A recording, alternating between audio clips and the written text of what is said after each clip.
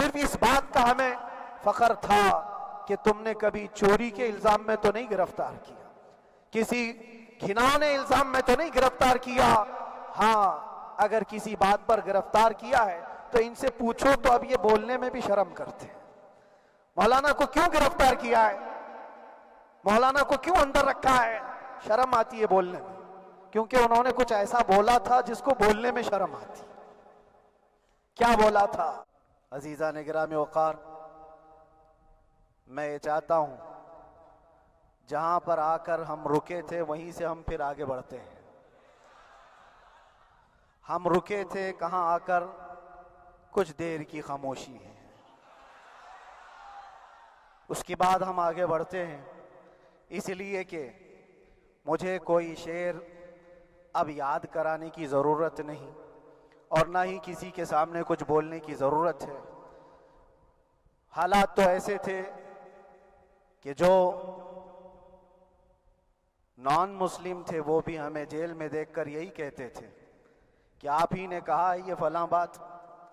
ہم نے کہا اللہ تبارک و تعالیٰ نے تم کو بھی یاد کرا دیا۔ میرے عزیزو، ستیزہ کار رہا ہے ازل سے تا امروز، شرار ابو لہبی سے چراغ مصطفی بھی۔ یہ آج کل کے معاملات نہیں، ابتدا سے حق اور باطل کے معرکے ہوتے رہے، لیکن ایک بات میں آپ سب کو بتانا چاہتا ہوں، مظفر کو مقید نہ سمجھ اے سیاد۔ سیدنا مظفر حسین کچھوچوی رحمت اللہ تعالیٰ علیہ جیل گئے تھے، قید میں تھے، تب انہوں نے یہ شعر کہا تھا کہ مظفر کو مقید نہ سمجھ اے سیاد، میری یہ اسیری بھی سنت آبائی ہے، میرے آبا و اجداد کی سنت ہے جس پر میں عمل کر کے آ رہا ہوں، میرے بزرگوں کی یہ سنت تھی۔ بہرحال جن کو جس راستے سے مجھے گزارنا تھا، لوگوں کے دلوں میں یہ ٹھنڈک تھی شاید کہ زبان بند کر کے چند دنوں کے لیے قید کر دیا جائے، مگر میرا عقیدہ یہ تھا کہ اللہ تبارک و تعالی جب تک چاہے کہ کوئی اس کے لیے پابندی نہیں لگا سکتا۔ وَإِن يَمْسَسْكَ اللَّهُ بِضُرٍّ فَلَا كَاشِفَ لَهُ إِلَّا هُوَ۔ رب تعالیٰ فرماتا ہے اگر اللہ تعالیٰ تمہیں کوئی مصیبت دے تو اس کے علاوہ کوئی ٹال نہیں سکتا۔ وَإِن يَمْسَسْكَ اللَّهُ بِخَيْرٍ فَلَا رَادَّ لِفَضْلِهِ، اور اللہ کسی کو بھلائی دے دے تو پھر اس کو روک بھی کوئی نہیں سکتا۔ مولا تبارک و تعالیٰ اگر کسی کو کوئی مقام عطا کر دے تو ہزاروں کیڑوں کے پھڑپھڑانے سے وہ مقام ختم بھی نہیں ہو سکتا۔ اللہ تبارک و تعالیٰ جس کو بڑھانا چاہے اس کے لیے کوئی راستہ رکاوٹ نہیں بن سکتا۔ اس لیے کہ ہم نے تاریخ میں دیکھا ہے پیبند لگے کپڑے پہننے والے، پیروں میں چپل نہیں تھے، جن کے ناخن تک اکھڑ جاتے تھے، لیکن وہ جب چلتے تھے قیصر و کسریٰ بھی کانپتے تھے، جن کا ہی یہ نعرہ تھا ٹل نہ سکتے تھے جنگ میں اگر اڑ جاتے تھے، پاؤں شیروں کے بھی میدان سے اکھڑ جاتے تھے، حق سے سرکش ہوا کوئی تو بگڑ جاتے تھے، ارے تیغ کیا چیز ہے ہم توپ سے بھی لڑ جاتے تھے۔ یہ وہ صحابہ کرام اور اسلاف کرام، ان کا یہ معمول تھا، بظاہر ان کے پاس کوئی اسباب نہیں تھے لیکن اللہ کی مدد تھی، وہ پانی کی طرح بہتے ہوئے چلے گئے، نہ چٹانوں نے ان کا راستہ روکا، نہ دریاؤں نے ان کا راستہ روکا، وہ جس طرف سے جاتے تھے اللہ تعالیٰ ان کے لیے راستے بناتا تھا۔ عزیزان گرامی وقار، کون ہے وہ جو دریائے دجلہ میں اپنے گھوڑے دوڑائے تھے؟ کون ہے وہ جو دریا میں اپنی کشتیاں ڈال کر جلا دیا تھا کہ واپس جانے کا کوئی تصور نہ ہو؟ یہ سب میرے مصطفیٰ کریم کے دیوانوں کی ہی بات تھی۔ اسی لیے آج بھی دنیا گھبراتی ہے تو شانے لوگوں سے نہیں، دیوانوں سے ہی گھبراتی ہے، بہت زیادہ چالاک رہنے والوں سے نہیں، دیوانوں سے دنیا گھبراتی ہے۔ اس لیے کہ دنیا کو پتا ہے، دنیا جانتی ہے کہ دیوانہ کہاں دیکھتا ہے کسی کو پتا نہیں، اور یہ اس دیوانے کی بات کر رہا ہوں جس کے لیے اللہ کے حبیب صلی اللہ تعالیٰ علیہ وسلم کی عزت و وقار سب سے اول ہے۔ عزیزان گرامی وقار، آج آپ کے سامنے حاضر آیا، یہ میرے استاد گرامی، مربی، استاذ الاساتذہ، برادر گرامی، حضرت العلامہ مفتی زبیر احمد صاحب قبلہ ادام اللہ اقبالہ، جنہوں نے دن رات ایک کر دیے تھے، میرے خیال سے 8 مہینے میں جتنے ان کے بال سفید ہوئے اس سے زیادہ نہیں ہوئے ہوں گے، صرف اس لیے نہیں کہ ایک بھائی کے لیے، اس لیے بھی لڑ رہے تھے کہ ایک عالم کے لیے جس سے دین کا بہت سارا حصہ وابستہ ہے۔ ان کی محنتیں رائگاں نہ گئیں۔ بہت سارے میرے احباب و اقربا، خاص طور پر مدن پورہ اور وکرولی سے، جنہوں نے اپنے گھر بار چھوڑ کر میرے لیے دوڑتے بھاگتے رہے، اللہ رب العزت اس بات کا شاہد ہے، ایک ایک دن اندر میں نے سب کے لیے دعائیں کی ہیں، اور ایسا نہیں کہ کوئی دن بھولا جاتا، اور باہر کی ہمیشہ یہ خبریں آتی رہتی ہیں کہ حالات کیسے کے کیسے ہوتے جا رہے ہیں۔ کبھی اگر گھبراہٹ اور بے چینی ہوتی تو میرے عزیزوں صرف ایک ہی بات ہمارے پاس تھی علاج کے لیے، ایک ہی علاج تھا۔ جب بے چینی بڑھ جاتی، اپنوں سے رابطہ نہیں ہو پاتا اور کسی کے خبر نہ پہنچتی، کھانے پینے کی تکلیفیں، رہنے سہنے کی مصیبتیں جب سر پر آتی تو ایک ہی علاج تھا، ان کے نثار کوئی کیسے ہی رنج میں ہو، ان کے نثار کوئی کیسے ہی رنج میں ہو، جب یاد آ گئے ہیں سب غم بھلا دیے ہیں، جب یاد آ گئے ہیں سب غم بھلا دیے ہیں۔ اس رسول محترم صلی اللہ تعالیٰ علیہ وسلم کا احسان عظیم ہے۔ بار بار مجھے یہ احساس ہوتا رہا، پوری دنیا اگر چھوڑ دے مگر یقین تھا آمنہ کا لال کبھی نہیں چھوڑے گا، اور چھوڑا بھی نہیں، اور چھوڑا بھی نہیں۔ ہر رات جو ہمارا معمول تھا، ہم نے جو دیکھا، ہماری پچھلی زندگی میں ہم نے اتنے عجائبات نہیں دیکھے ہوں گے جو 8 مہینے کے اندر ہم نے دیکھے۔ نبی پاک صلی اللہ تعالیٰ علیہ وسلم کے انعامات و اکرامات، رب تبارک و تعالیٰ کی مدد سے دل مضبوط ہوتا ہے۔ عزیزان گرامی، ہم نے تو وہاں ایسے لوگوں کو دیکھا جو ڈپریشن کا شکار ہو کر کافر بھی ہو گئے، اور حالات سے گھبرا کر کے وہ انکار کر بیٹھے، کوئی خدا نہیں ہے، کوئی مدد نہیں آتی ہے۔ ایسے حالات وہاں دیکھے، لیکن ان حالات میں بھی اللہ تبارک و تعالیٰ کی مدد ساتھ رہی۔ رسول پاک صلی اللہ تعالیٰ علیہ وسلم کا انعام و اکرام یہ تھا کہ جس طرح سے گئے تھے اسی طرح سے واپس بھی آئے، جس طرح سے گئے تھے ویسی واپس آئے، اور نہ میرے مصطفیٰ نے باہر میری عزت میں کمی کی، نہ اندر عزت میں کمی کی، کہیں پر بھی نہیں۔ الحمدللہ، جس شان کے ساتھ رسول پاک صلی اللہ تعالیٰ علیہ وسلم اپنے چاہنے والوں کو رکھتے ہیں، وہ میں نے دنیا میں دیکھا، اور پھر یہ عرض کیا آقا آج آپ کی عزت پر بات کرنے والے کو چاہے وہ 1000 کال کوٹری کے اندر ہو، آپ عزت کے ساتھ بٹھاتے ہیں تو پھر قیامت کے دن اس کی عزت کا کیا حال ہوگا۔ عرش حق ہے مسند رفعت رسول اللہ کی، دیکھنی ہے حشر میں عزت رسول اللہ کی۔ میرے عزیزو، ایک بات کو طے کر کے چلو، انہیں جانا انہیں مانا، نہ رکھا غیر سے کام، للہ الحمد میں دنیا سے مسلمان گیا۔ اس ایک بات میں جو عزت ہے، دنیا کے کسی مقام و منصب اور مرتبے میں عزت نہیں ہے۔ اور حالات دنیا انشاءاللہ میں سناتا رہوں گا۔ اللہ تبارک و تعالیٰ جب تک یہ زبان رکھا ہے حق بولتے رہیں گے اور سناتے رہیں گے، اور بھی حالات آپ کو انشاءاللہ العزیز آگے سناتے رہیں گے۔ لیکن آج خصوصیت کے ساتھ میں جمعہ کے لیے اسی لیے حاضر آیا کہ یہاں کے لوگ پل پل یاد کرتے رہے۔ حضرت مجھے ہر بار خبر دیتے کہ جب نماز سے فارغ ہو کر کے میں نکلوں تو مجھے لوگ پکڑ لیتے، کیا ہوا، اب کیا خبر ہے۔ تو جس قدر آپ کی بے چینی تھی، بے قراری تھی، میرے عزیزو مجھے بھی ملنے کی بے چینی اور بے قراری تھی، لیکن یہ ایک سٹیج تھا جس سے گزارا گیا ہے، ایک مقام تھا جس سے گزارا گیا۔ میں تو ایک نکما آدمی، میں تو ایک کم پڑا ہوا ہوں، لیکن آپ کو بزرگان دین کی اگر تاریخ پتہ ہو، امام اعظم ابو حنیفہ رضی اللہ تعالیٰ عنہ جن کو ناحق جیل میں رکھا گیا تھا، امام موسیٰ کاظم رضی اللہ تعالیٰ عنہ 7 سال تک قید میں رہے۔ یہ کون امام موسیٰ کاظم؟ جن کے دربار میں جانے کے لیے غوث اعظم عبد القادر جیلانی رضی اللہ تعالیٰ عنہ 4 کلومیٹر دور اپنی چپل اتار دیا کرتے تھے۔ امام موسیٰ کاظم کا وہ دربار ہے جن کو باب الحوائج کہا جاتا ہے۔ اس امام کو 7 سال تک بغیر کسی قصور کے قید میں رکھا گیا، اور حد تو یہ ہے کہ اسی قید خانے میں زہر دے کر کے آپ کو مارا گیا ہے۔ آپ کا جنازہ جیل سے نکلا تھا۔ امام احمد بن حنبل جن کو 5 لاکھ حدیثیں یاد ہیں نبی پاک صلی اللہ تعالیٰ علیہ وسلم کی، بغداد کے سرے بازار آپ کو ننگی پیٹھ پر کوڑے مارے گئے. آپ کو اندازہ ہے بزرگان دین کی ایک لمبی فہرست ہے. جب میں وہاں گیا تھا تو ایک بزرگ کی بڑی یاد آئی، وہ تھے حضرت مجدد الفسانی رضی اللہ تعالیٰ. اکبر جیسے ڈکٹیٹر کے سامنے، اس زمانے کے سب سے بڑے ڈکٹیٹر بادشاہ کے سامنے آپ نے حق بات کا اعلان کیا تھا. مجدد الفسانی رحمت اللہ تعالیٰ علیہ نے فرمایا تھا کہ اسلام نام سے جو دین ہوگا وہ محمد عربی کا لایا ہوا ہی دین ہوگا، کسی اور بادشاہ کا بنایا ہوا نہیں ہوگا.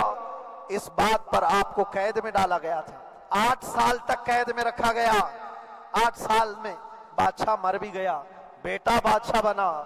لیکن کسی نے آ کر جہانگیر کے سامنے یہ بات رکھی کہ آپ کے باپ نے جس مولانا کو قید میں ڈالا تھا گوالیار کی جیل میں، 8 سال میں جیل کا نقشہ بدلا ہوا ہے. تو بادشاہ نے پوچھا ہوا کیا ہے؟ کہا کہ اس مولانا نے 8 سال میں تقریباً 700 قیدیوں کو عالم بنا دیا ہے. درس حدیث، درس تفسیر، قرآن کا علم، نمازیں جماعتوں سے وہاں اس طرح ادا ہوتی ہیں جیسے لگتا ہے گنبد خضرا کی چھاؤں میں ہے. رب تبارک و تعالیٰ کا یہ احسان عظیم تھا. ان 8 مہینوں میں بحمدہ تعالیٰ میں نے اپنی لائف میں کبھی اتنی امامت نہیں کی تھی جتنی وہاں امامت کیا. اس لیے کہ پابندی نہیں ہو پاتی. جب جب امام رہا مسجد میں چھٹیاں ہوا کرتی تھی، ادھر ادھر آنا جانا، لیکن وہاں پر کبھی کسی نماز میں چھٹی نہیں ہوئی. اور امامت اللہ تبارک و تعالیٰ کو جہاں لینا ہے وہاں لیتا رہے. اور مجھے اس بات کا تھوڑا قلق تھا. 24 سال سے میں تراویح سنا رہا تھا. 24 سال، 24 تراویح ہو چکی تھی. رمضان المبارکہ 24 گزر چکے تھے. 25واں سال تھا. ظالموں نے مجھے رمضان سے پہلے اندر کر دیا. بار بار یہ خواہش ہوتی تھی کہ میری تراویح چھوٹنے نہ پائے. 25ویں تراویح ہے، 25ویں محراب ہے، لیکن رب تبارک و تعالیٰ کا احسان، اندر موجود سارے مسلمانوں نے یہ مطالبہ کیا کہ ہم یہاں جماعت سے تراویح قائم کریں گے. اور اب تک لوگ الم تری کیف والی تراویح کبھی کبھار پڑھ لیا کرتے ہیں، لیکن سارے لوگوں نے مل کر کے یہ اتفاقاً کہا کہ ہم پورا قرآن آپ سے سننا چاہتے ہیں. کیسے کیسے قیدی تھے، کیسے کیسے کرائم والے تھے. میں نے کہا آج میں ایک دن پڑھاتا ہوں، ایک پارہ پڑھوں گا، آپ کو اگر لگے تو بتا دینا، بھاری پڑ جائے، کیونکہ لوگ سارے کرمنل ہیں اور کئی طرح کے جرائم کیے ہوئے لوگ ہیں. نماز دین سے کہاں زیادہ رشتہ. کہاں ہو سکتا ہے یہ گھبرا کر بھاگ جائیں. ایک دن پڑھاؤں گا، اگر آپ کو لگے تو بول دینا، نہیں تو کل سے الم تری. پہلے دن تراویح پڑھا ہے، دوسرے دن سارے لوگوں نے کہا آپ نے ایک پارہ پڑھایا ہے، سحری تک بھی پڑھائیں گے تو انشاءاللہ کھڑے رہیں گے. یہ جو استقامت، یہ ساری چیزیں دلوں کا جمع ہونا اور ہماری طرف دلوں کو پھیر دینا بغیر اللہ کی مدد کے نہیں ہوتا. رسول پاک صلی اللہ تعالیٰ علیہ وسلم کے کرم و احسان کے بغیر نہیں ہوتا. وہ تراویح بھی پڑھتے رہے، تفسیر قرآن بھی سنتے رہے اور قرآن کی تعلیم بھی لیتے رہے. پھر مجھے اندازہ یہ ہوا کہ رب تبارک و تعالیٰ کی منشا یہ تھی کہ ہماری تراویح کی محراب کی سلور جبلی جیل کے اندر ہو جائے. مجھے اس بات کا کوئی قلق نہیں رہا کہ میری کوئی چیز چھوٹ گئی ہے. ہاں، عید، بقرعید، محرم، یہ تمام چیزیں لوگوں کی یاد تو رہتی، رشتہ دار، احبا، اقربا کی یاد، لیکن اللہ کی مرضی. میرا رب تبارک و تعالیٰ جو پسند کرے اس میں ہم راضی ہیں. اگر مولا یہ چاہتا ہے کہ میں تنہا پڑھوں تو اس کی رضا میں ہم راضی ہیں. اگر وہ چاہتا ہے کہ مجمع ہزاروں میں ہم نماز ادا کریں تو اس کی مرضی پر ہم قائم ہیں. عزیزان گرامی وقار، صبر و سکون کے ساتھ جو حالات گزرے اس میں سب سے بڑا کردار آپ سب کی دعاؤں کا ہے. سب کی دعاؤں کا. مشائخ، سارے پیران اعظام، تمام سلاسل کے اور ہر مسجد کے امام اپنے محراب اور منبر سے جو دعا کرتے رہے، یہ سارا ذخیرہ میرے لیے اتنا بڑا ہے جس کو میں بیان نہیں کر سکتا. ہر ایک کی جانب سے دعائیں، عورتوں بچوں کی طرف سے منتیں، روزے، نہ جانے کیا کیا کر لیا. پھر مجھے اندازہ ہوا کہ صرف اپنے آرام اپنے راحت کے لیے پھڑپھڑانے سے کچھ نہیں ہوگا. رب تبارک و تعالیٰ یہ چاہتا ہے کہ پوری امت مل کر کے اس فقیر کے لیے دعا کرے.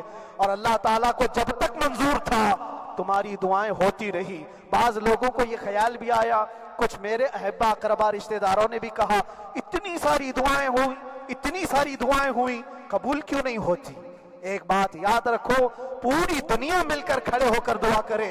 اللہ کی قدرت پر کوئی کام کرنا واجب نہیں ہے, اللہ پر کوئی چیز واجب نہیں ہے. اگر وہ اپنے فضل سے عطا کر دے تو اس کا احسان ہے. اب چاہے وہ سال بھر میں قبول کرے کہ 5 سال میں قبول کرے. ایک بات یاد آتی ہے میرے عزیزو, ہماری قید تو 8 مہینے کی ہوگی, ان بزرگان دین کی قید 8 سال 7 سال. امام محمد بن حسن عسکری 20 سال تک قید میں رہے, 20 سال تک اندر سلاخوں کے پیچھے بند رکھا گیا. یہ اہل بیت اطہار ہیں, ائمہ اعظام ہیں, ان کی تکلیفیں دیکھ کر پھر ہماری تکلیف چھوٹی لگتی اور پھر نبی پاک صلی اللہ تعالیٰ علیہ وسلم کی یاد آتی. صرف اس بات کا ہمیں فخر تھا کہ تم نے کبھی چوری کے الزام میں تو نہیں گرفتار کیا, کسی گھناؤنے الزام میں تو نہیں گرفتار کیا. ہاں اگر کسی بات پر گرفتار کیا ہے تو ان سے پوچھو تو اب یہ بولنے میں بھی شرم کرتے ہیں. مولانا کو کیوں گرفتار کیا ہے, مولانا کو کیوں اندر رکھا ہے؟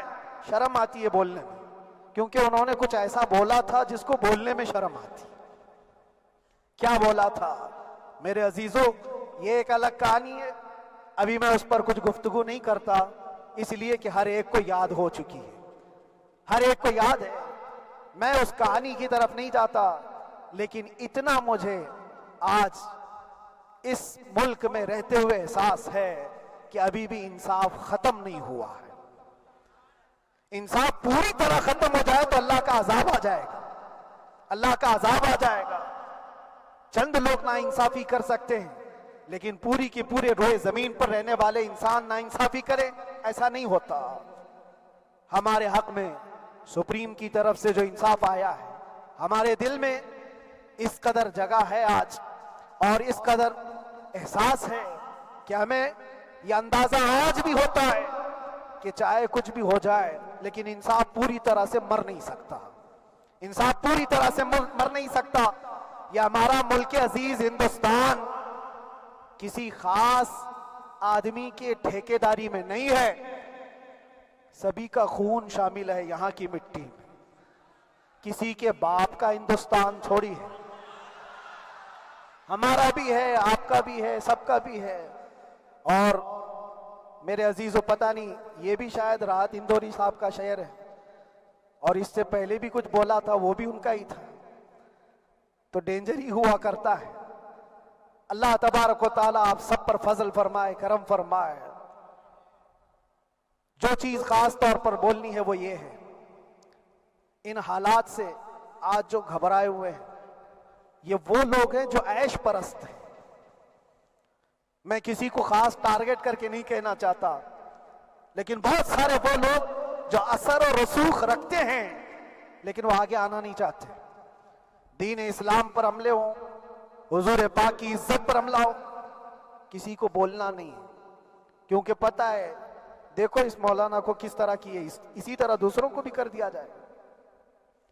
جو کمفرٹ زون میں بیٹھنے کے عادی ہو گئے وہ اپنا ایریا چھوڑ کر ہٹنا نہیں چاہتے. اگر میں کچھ کہوں گا حضور پاک صلی اللہ تعالیٰ علیہ وسلم کی ناموس کے لیے تو میرا عیش خطرے میں آ جائے گا.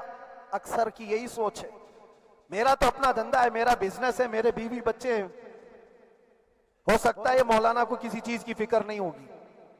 آپ کو میں بتاؤں, آپ کو اندازہ نہیں ہمارے دل میں ہمارے بچوں کی کتنی محبت ہے. میرے بھی چھوٹے سے بچے ہیں, جب وہ جیل کی سلاخوں کے سامنے آ کر آنسو بہاتے تھے تو دل پر چھریاں چلتی تھی. وہ بچے جو ہمیشہ ہمارے سینے پر سوتے رہے, آج میں ان کو چھو بھی نہیں سکتا. جب وہ سلاخوں کے پیچھے کھڑے ہو کر دور سے رو کر کے چلے جاتے 15 منٹ, تو کیا ہمارے دل میں بچوں کی محبت نہیں؟ کیا ہمارے گھر بار نہیں, ہماری بہنیں, ہمارے بھائی, ہماری ماں نہیں؟ کتنے تو دن ایسے ہوئے کہ میری ماں کو دورے پڑتے رہے, یاد کے لیے تو کیا وہ ہمارے اوپر کیفیت نہیں آتی کہ ہم خامخواہ یہ مصیبت کیوں مول لی؟ میری بیٹی تو جھگڑا کرتی اس بات کو کہ کیوں آپ اکیلے ہو، بہت سارے لوگ ہیں سب کا خیال کرتے ہوئے، لیکن میرے عزیزو یہ ان کی اپنی محبت ہے، سارا ایک پریوار اور اس سے زیادہ میرے شاگردوں کی ایک دنیا ہے۔ کتنے ایسے ہیں میں جانتا ہوں کہ 8 مہینے تک نرم غذا نہیں کھائی میرے ان بچوں نے، میں جانتا ہوں ان کا صرف یہ خیال تھا کہ اندر پتہ نہیں جیل میں آپ کیا کھا رہے ہوں گے، ہم یہاں نرم غذا نہیں کھائیں گے، گوشت مچھلی نہیں کھائی، حالانکہ یہ کوئی چیز تمہارے اوپر واجب نہیں تھی۔ یہ حالات میں اس لیے بتا رہا ہوں میرے عزیز، کسی کے وہم و گمان میں اگر یہ ہے تو نکال دے کہ میرے آس پاس کچھ نہیں ہے، میں کسی کو چاہتا نہیں، یا میرے ساتھ محبتیں نہیں ہیں۔ کثرت سے محبت کرنے والے لوگ ہیں میرے پاس، میرے ان بھائیوں کی اور میرے بہنوں کی، میرے گھر والوں کی محبت تو ایسی ہے کہ ان کے گھروں کے بچوں کے معاملات بھی بغیر مجھ سے پوچھے نہیں ہوتے۔ اگر 8 مہینے اندر رہا تو کسی کا رشتہ نہیں تو بات چیت بھی نہیں ہے، رشتہ نہیں ہوگا جب تک یہ نہ آئے، سارے کام ڈیپینڈ رہتے تھے۔ مجھے بھی ان تمام چیزوں کا احساس ہے، لیکن یہ سب چیزیں ایک طرف، میرے مصطفیٰ کی عزت اپنی طرف۔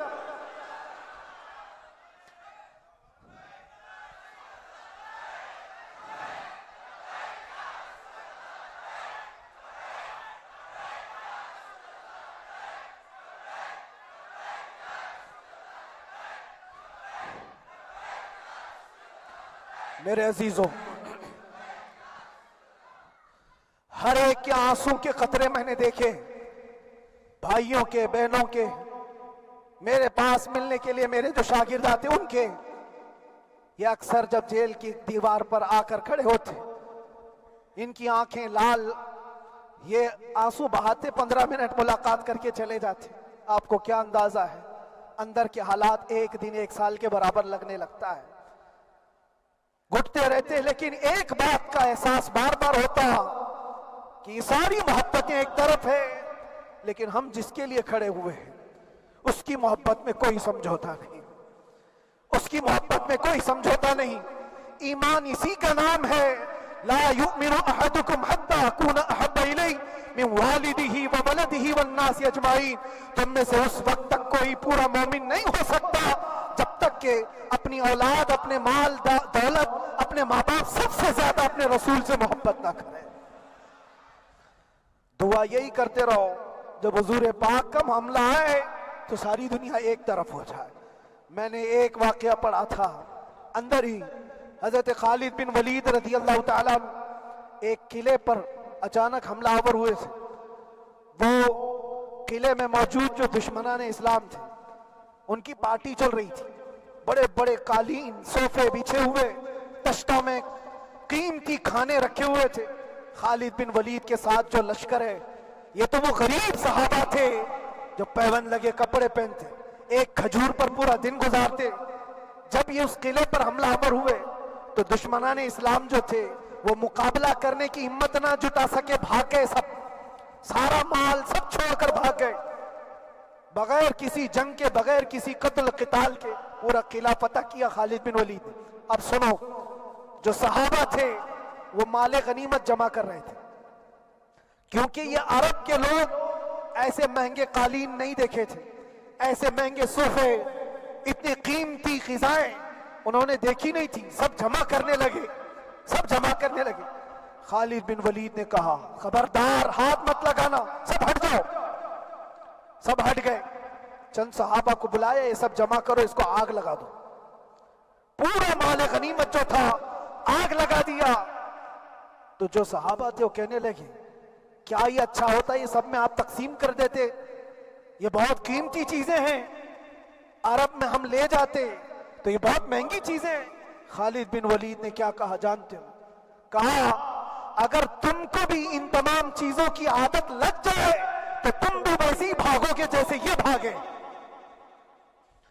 یہ آج جو ہمارا مقابلہ کرنے کی طاقت نہ لا سکے اور بھاگ گئے، اس کی وجہ یہ ہے کہ وہ عیش پرست ہے. عیاشی ان کے اندر تھی جس کی وجہ سے وہ کھڑے نہ ہو سکے. اور جب یہ عیاشی آئے گی تم کھڑے نہیں ہو سکو گے، کھڑے نہیں ہو سکو گے. آج میں یہی بات دہرانا چاہتا ہوں، جو بڑے بڑے چہرے لے کر بیٹھے ہوئے ہوں، وہ سیاسی اثر اور رسوخ رکھنے والے بھی کمفرٹ زون میں رہنا چاہتے ہیں. میں چند لوگوں کو چھوڑ کر کہہ رہا ہوں، اکثر کا حال یہ وہ سوچتے ہیں کہ ہمارے اس دائرے سے نکلیں گے تو ہمارا عیش خطرے میں آ جائے گا، گھر بار خطرے میں آ جائے گا.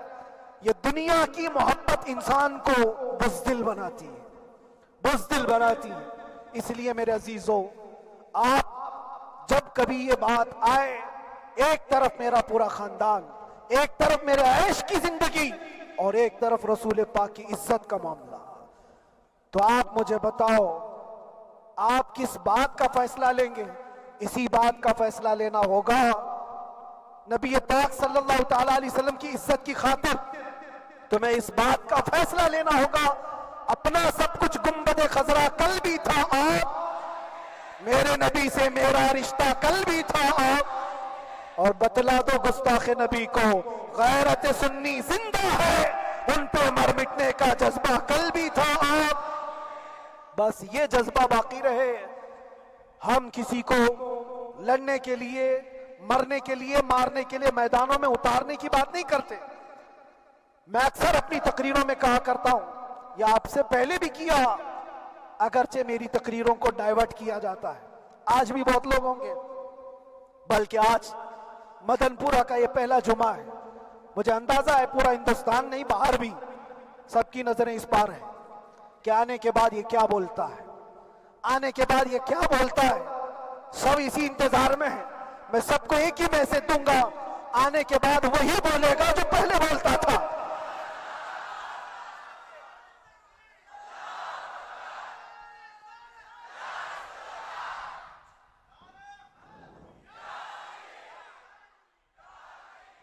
اگر کچھ غلط ہوتا تو ہمارے اس ملک عزیز ہندوستان کی سب سے اعلیٰ عدالت یہ نہیں کہتی کہ ان کے اسپیچ میں کوئی ہیٹ مسئلہ نہیں ہے. وہ ہمیں اندازہ ہے میرے عزیزوں. ہاں جہاں غلطی ہوگی ہم بھرے اعلان کے ساتھ کہیں گے کہ ہم سے یہ غلطی ہو گئی، ہم سے یہ خطا ہو گئی، زبان پھسل گئی. لیکن جو چیز نہیں ہے تو اگر تم زبردستی اس کو کہو گے تو یہ ہم نہیں مانتے. ہاں بس اتنی دعا میرے حق میں کریں کہ جتنی بھی زندگی باقی ہے، جتنی زندگی باقی ہے، اللہ تبارک و تعالی حضور پاک کی محبت اور ان کی عظمت کی حفاظت کے لیے جیتے مرنے کی توفیق عطا فرمائے. ہمارا کام صرف اتنا رہ گیا، جو میسج دینا تھا وہ ہم نے دے دیا.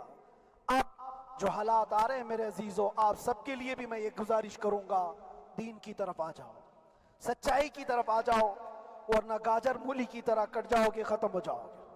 دین کی طرف آؤ، سچائی کی طرف آؤ. اور اسلام نے کہیں پر بھی تمہیں کسی طرح کے آتنک اور دہشت کی تعلیم نہیں دی ہے. کہیں پر کسی ٹیررسٹ کی کوئی بھی تعلقات کی، کہیں مجھے کوئی بات بتا دو. اگر کوئی مسلمان اس طرح کی حرکتیں کر جاتا ہے جس کو یہ لوگ بدنام کرتے ہیں تو ہم سمجھتے ہیں اس کا اسلام سے تعلق نہیں ہوگا. اسلام سے تعلق ہوتا تو اس کے اندر صدیق اکبر اور فاروق اعظم کی ادائیں ہوتی. آج آپ کو وہ معاشرہ زندہ کرنے کی ضرورت ہے. میں نوجوانوں سے کہوں گا، بہت دن گزار لیے ٹک ٹاک پر مجرے، اور تمہارے اس انٹرنیٹ کی دنیا پر جس طرح تم نے آوارگی کر لی ہے، اب وقت کم بچا ہے. آ جاؤ میرے نبی پاک کی گنبد کی چھاؤں میں. عزت وہیں پر ہے، انہی کے قدموں میں عزت ہے، اور یہاں پر بھی ہے اور آخرت میں بھی ہے، آخرت میں بھی ہے. بس اس عزت کے لیے آپ سب سے میں گزارش یہ کروں گا، سچائی کی طرف واپس آ جاؤ، سچائی کی طرف واپس آ جاؤ. جو تمہاری نمازیں باقی ہیں اس کو پوری کر لو، اس سے پہلے کہ دنیا تم پر نماز پڑھ دے، اس سے پہلے کہ تمہارے جنازے کی نماز پڑھی جائے اپنی نمازیں کمپلیٹ کر لو. اور علماء ذوی الاحترام کا ادب و احترام اپنے اندر رکھو.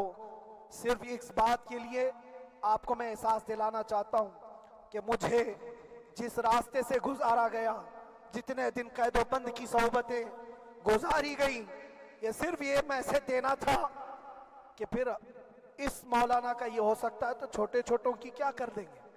ایسا اگرچہ آ جائے موقع تب بھی گھبرانے کی ضرورت تھی۔ آپ کو پتا ہے اس ملک عزیز ہندوستان کی آزادی میں 30,000 علماء کو پھانسیوں پر لٹکایا گیا۔ انگریزوں نے 30,000 علماء کو کشمیر سے لے کر دلی تک ہر درخت پر ایک عالم کی لاش لٹکتی تھی۔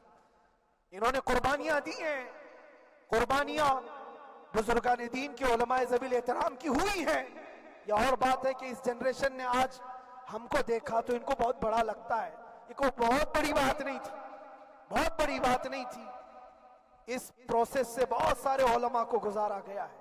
سرکار مجاہد ملت رحمت اللہ تعالی علیہ ایمرجنسی کے زمانے میں 18 مہینے تک قید میں گزارے، 18 مہینے تک ایمرجنسی، وہ بھی ڈکٹیٹر کا زمانہ تھا۔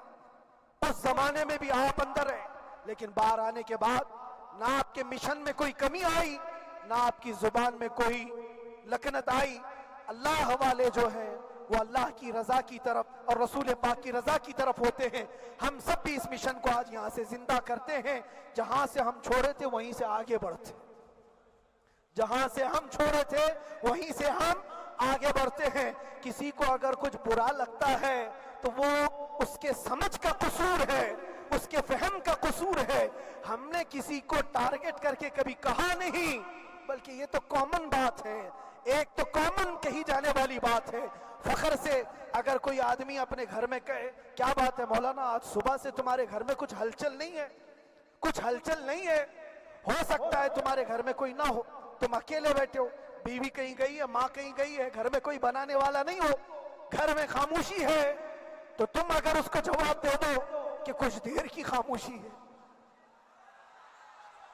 شام میں آ جائے گی، کچھ دیر کی خاموشی ہے، شام میں آ جائے گی، تو کیا گناہ کیا، کیا گناہ کیا؟ اس کے حالات پر وہ بول رہا ہے، اس کے گھر میں خاموشی ہے اسی لیے بول رہا ہے۔